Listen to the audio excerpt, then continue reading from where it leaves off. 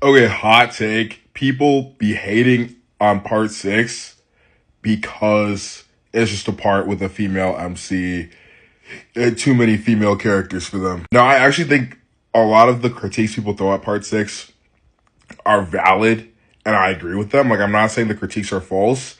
I'm saying that, like, the overall dislike of the part, people like to act like it's from those valid critiques, but really it's just that people don't relate to a female main character and like a female heavy cast the same way they do a male one. Like, I feel like Jolene gets like underrated. Her character development gets underrated. She ends up just like really low on a bunch of people's JoJo lists, despite being like way more developed and formed than so many other JoJos. Aramis gets done even worse too. There's low key a like people, especially finding it difficult to relate to like I think she's like black skin or something.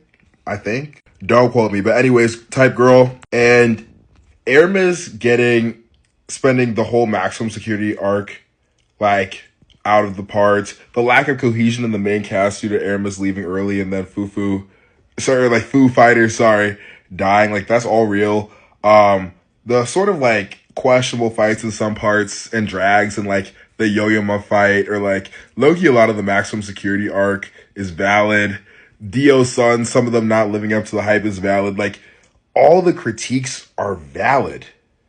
But I just don't believe that y'all would be rating this part so low if it wasn't for those things. Because like the actual strengths of this part are insane.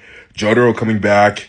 The entire weather report to Sea Moon to Made in Heaven like stretch of this arc is peak, peak, peak, peak. And I feel like some people are also like, oh, the animation wasn't that good and Netflix killed the hype. And those are both also true. But even then, like low key, I just don't think that's why y'all are underrating this part. Which is sad because this is overall like a great, great part. And other parts of JoJo's have way like more slower parts and drags than part six does that people just like completely ignore. Like the whole Red Hot Chili Pepper arc of part four was boring and not that interesting before Kira showed up. Part five has great fights, but like the actual antagonist isn't that interesting. And some of like the structure of like going through each fight and then telling a new member's backstory was so repetitive. And then part three, I love part three, but we're not gonna sit here and act like part three does not have some drag ass fights, bro. I feel like people don't let those negatives drag the other parts the way they let it drag their estimation of part six.